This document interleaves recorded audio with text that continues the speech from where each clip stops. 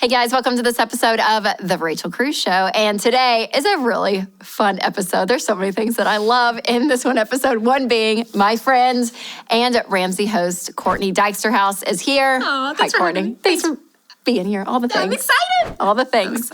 Okay, so you're here, which I love. And then we're going to talk about something that we both love. Yes. We are such nerds because we love books. Like, give us books Yes. all day long. Put me somewhere in isolation, but just give me a book and I'll be okay, right? Yes. And you're a fast reader. You can get through That's what so many people say. books. You are. I aspire to be a fast reader. Oh, Courtney, I don't I'm know like about 2 that. books, maybe 3 a month, tops. Which is a lot. You're like 4 minimum. Four. Okay, We're an average okay. 4. But Courtney's always my friend, and I'm like, Courtney, have you read this? Or Courtney, have you seen this? Courtney, you gotta know about this. So we talk about books all the time. So we were chatting the other day, and I thought, oh my gosh, how fun would it be for Courtney to come on the show and talk about some of our favorite books and the money lessons in each of these books. So we're gonna just dive in, which I Yeah. think is really fun. So we'll see how this goes. I find it kind of interesting knowing I never typically read a book to find A money lesson. morals. I know. But then after we were talking about it, I was like, oh my gosh, there's so many of my books that have money morals that I've just subconsciously Same here. gravitated toward, but then just like passed by. Yes. One of those being this book, A Court of Silver Flames. And how many pages is this? This is almost 800 pages. I mean, huge. So Sarah Maas, I don't know. She's an incredible author. She obviously writes very lengthy books, fantasy. But this one, the main character, her name is Nesta, and her sister and brother-in-law, they're like lord and lady of this court. Okay. And so they have bukus of money. And so Nesta, she has like a chip on her shoulder, maybe some internal demons she has to work through.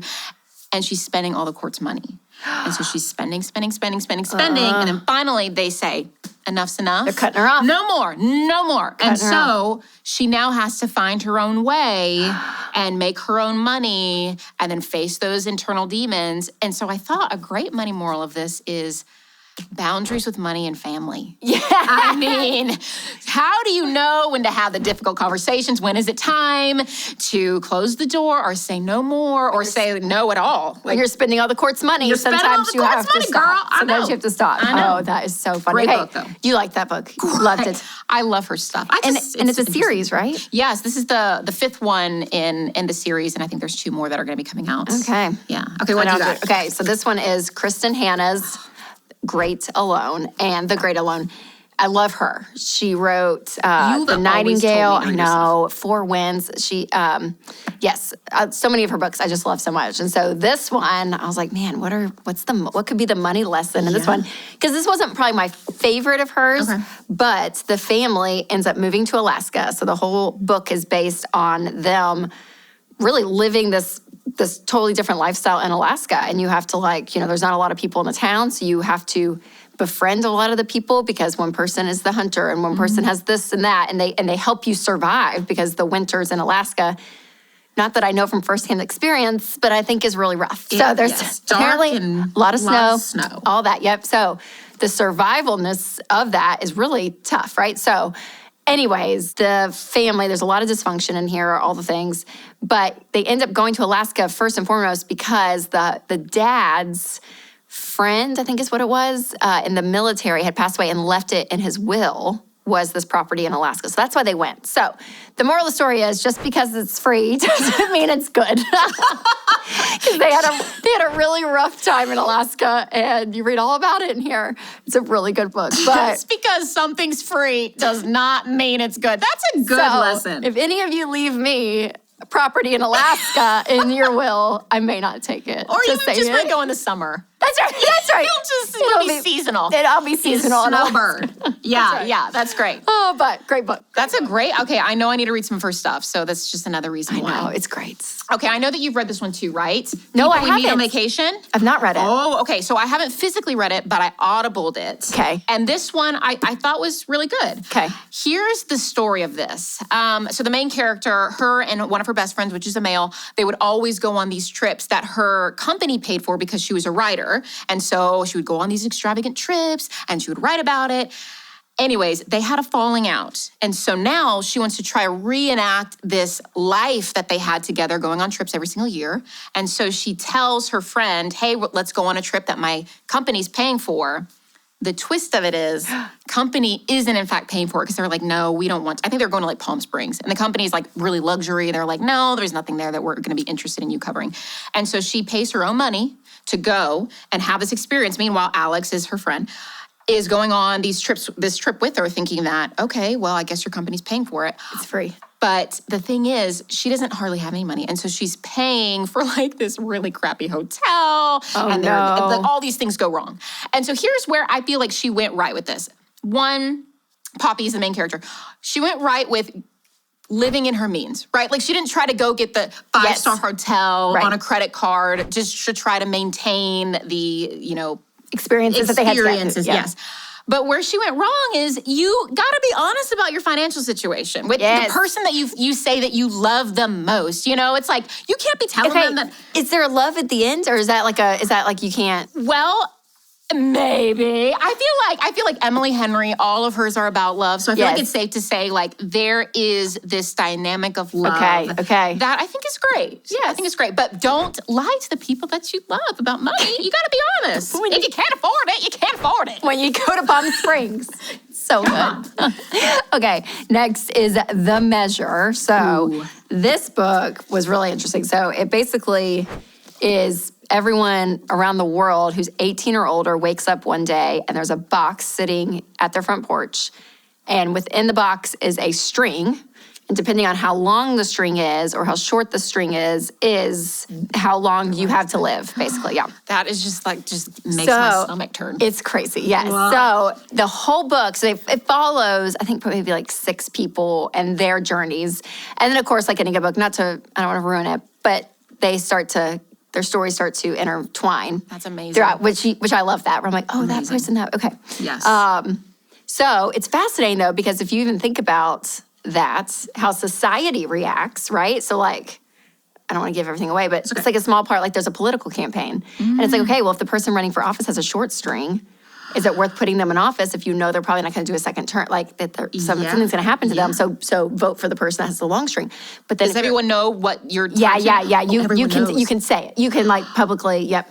So like so it just makes you think of like yes, like what would you do? I don't know. Yeah. And then some people choose not to open the box. So for some people they didn't know what it was and didn't touch it. And then after a day or two on the news and stuff, they learned what it was and they said, you know what, we're not gonna. I don't want to open it. I don't want to know. Yeah. Which I think would be me. I was gonna say, would you? No, I don't think I would. No. I don't know. I would live I would just keep living. So all that to say, I think the money lesson in here is the people that had the short strings naturally, which I can't blame them. YOLO. Had that YOLO mentality where it's like, I mean, you only live once. If my life's going to be ending in the next 2 years, might as well go see the places I want to see. Yeah. Do the things I want to do with the money I have. So, I mean, I can't blame them at all. But I would have like the little asterisk though to think beyond just you with your money, right? Legacy. Like, yes, is there a legacy? Do you have kids? Are they involved in that picture? That's right. Yep. You're for your kids. Is it things within, your community, things you're passionate about that you're like, I want to see this money be put to really great use even after I'm gone, So having that as part of it, but I can't great. blame them, There's part of me that I'm like, sure. Yeah, short-sighted versus... If you told me I had 18 months to live, I don't know what I would do. Yeah, let's go, man. Let's go. No, that's great. I want to read it, but also I don't. It sounds more disturbing than it is. It sounds very disturbing, but it's... But you do like disturbing stuff. But I do too. It really is. That's great. So good. That's great. The Measure. Okay, that's good. All right, so... This one, actually, start with that one, because I feel like this one's going to make more sense, because this one came before this one. We'll talk about these together. We'll hold them up together. Okay. So, Colleen Hoover. It Ends With Us came out first, and It Starts With Us. Not to be confused with the titles, because It Starts With Us, you think that would be the first, and this would be the second, but no. This came first, this came second. It's backwards, yes. And so, talk about that one first, and then we'll pick up with this one. Okay, so, gosh, it's been a little bit, I'm trying to think of even the main characters. Lily, yes. Atlas. And Atlas, okay, yes. Yeah, that's right. I was like, gosh, it's been like a year since I read it. So great story of the main guy, I guess you could say, in the book. Sort of the main guy. There's another guy, but, it's a love book. But yeah, he had a rough childhood, homeless at one point, and so she, throughout high school, is really there for him on many different levels. And then they grow up, kind of go their separate ways, and then their stories end up intertwining later on in life. So I would say for It Ends With Us, his story specifically, which is what goes on in this book, It Starts With Us, but I think the lesson is redemption. Like where he came from was nothing, like literally nothing, and really made something of himself in the book. You know, not that he was like this crazy, like Fortune 500, Right. But he had an incredible life. You know, he like did the restaurant, started like he built a life on his own.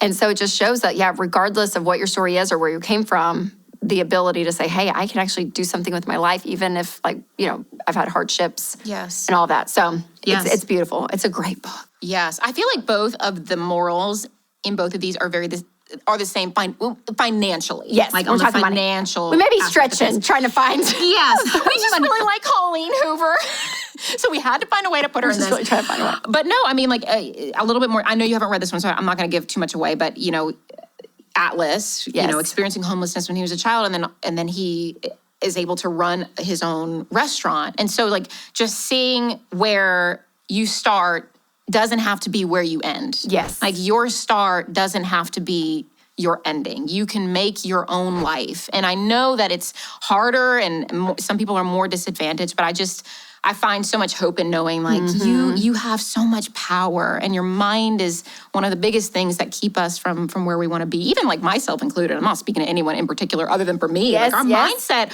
on a lot of things, especially money. We talk about behavior versus the aspect of like literacy with money, and so much of it is behavior based. And so it is. Getting that mindset right, knowing that what you can achieve, I think is just so important. I love that. Okay, so it starts with us. Is he narrating it?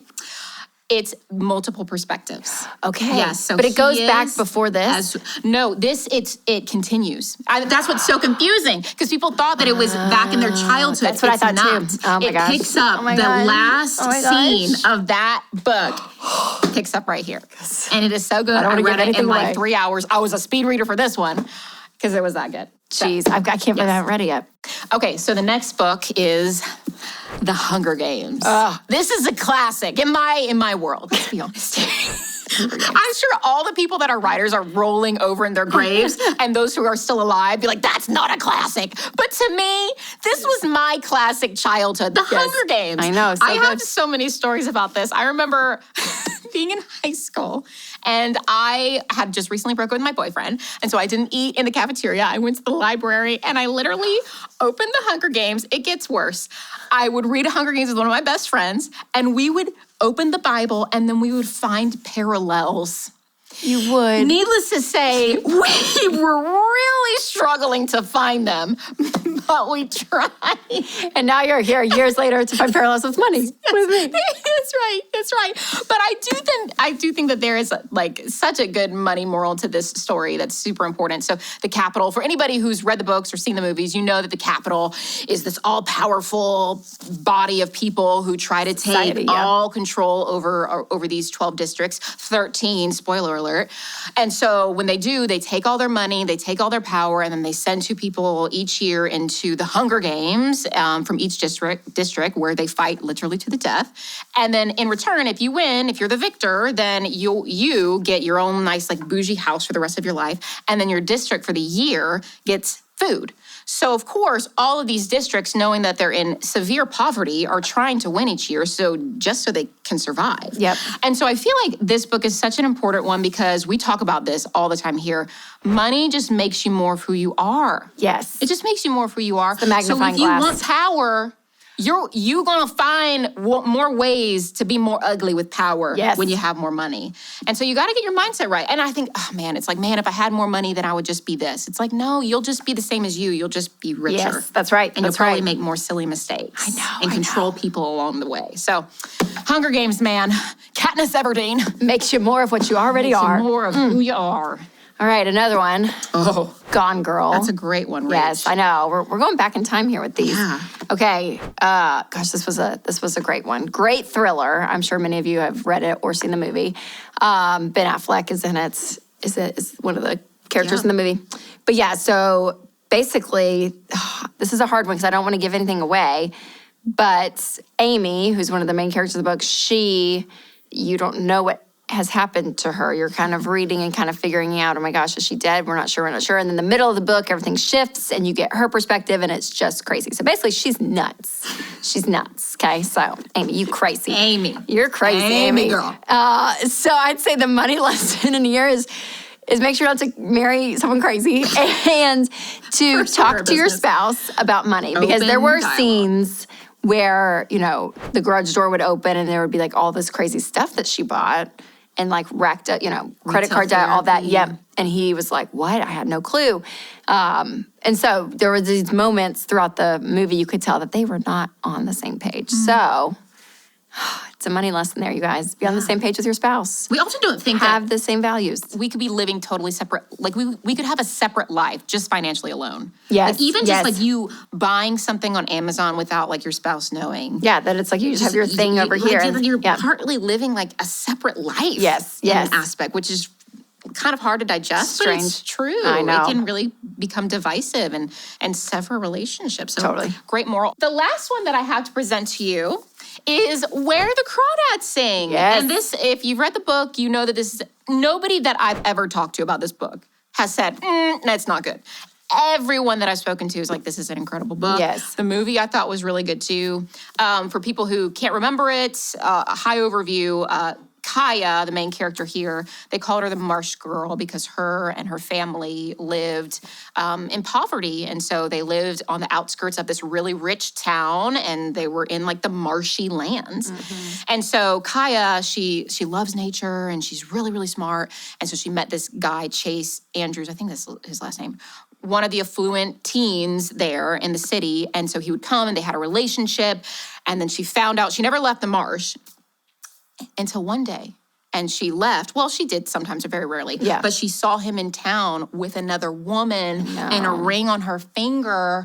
And so meanwhile, speaking of a whole different life, he had a completely different life. So he was using Kaya all the more, knowing that he could never marry Kaya, even though he told her that they were going to be like long game, you know what I'm saying? Yeah. And he thought he needed to keep with the stature of affluency. And so I feel like this is such an important message for all of us, no matter where we are, socioeconomic status and the prejudices that we can experience, or maybe sometimes even subconsciously treat other people with simply because they don't walk in the same shoes as us. Maybe they don't have as many advantages as we do, privileges we do. And so I think it's just an important moral for all of us to be in check about. So good. So good. Yeah. Seeing people as equal, because she was not treated like that. She was not. At all in the book. And that was part of the heartbreak. But she came out on top. She came out on top. Even decades later. Yes. No spoils, but spoils. All right, last, we'll share this one because we both read it. Book lovers. Take the lead. Emily Henry here as well. Okay, so basically the overview of the book is there's a book agent. She meets this other, I guess, is he a book agent? He's an editor. Editor, yes. And so they were trying to work on a project, but he's kind of a jerk. They don't, so they kind of, at the beginning of the book, then they go their separate ways. Well, then they end up in this small town together. I don't want to give anything away, but sparks start flying between the book people in here. But her story, when you look back on her childhood that she shares with you through the book, her mom had a really rough relationship with money. So lots of debt, lots of struggle, working, racked up tons of credit cards, all of that. And then when she died, she left a pile of debt with no insurance. And so she really the main character had to come out from that and not only learn how to handle money well, but man, she had to really get past what her mom implanted in her of what money was like too. Changing your family tree, that was something really important. And they literally, I mean, it's like Emily Henry knows our principles here because what did this woman do to get out of debt? She got on a budget and she took extra jobs. I was like, well, if that isn't Ramsey Solutions, I don't know what is. Oh, Emily, you knew us so well. You knew us so well. It's just so true. I felt like that was that is a great example of a book that is just such a common story. Yes. That like knowing that you or your parents or somebody in your life has credit card debt and you are left with that, or you realize you're, upside down and everything financially. And what are the most practical steps in order to dig yourself out of this hole? I know. Get on that budget and she get did those odd end jobs. So good. Oh, Courtney, this is so fun. Thank you for having me. This was a blast. Who knew there were so many money lessons in the most random books you could ever think about? I know. But we love books. We love talking about money, so it works so well. So good. Yes. Courtney, thanks again. Thank you. So yeah, where can everyone find you? You can find me, I'm usually on Instagram, sometimes on TikTok, but at Courtney Dyksterhouse. And the spelling is tragic, but I'm sure we'll have it somewhere in the show notes. It'll be there. So good. All right, if you have a friend who's a bookworm just like us and loves a good book, make sure to pass this video on to them. And remember to take control of your money and create a life you love.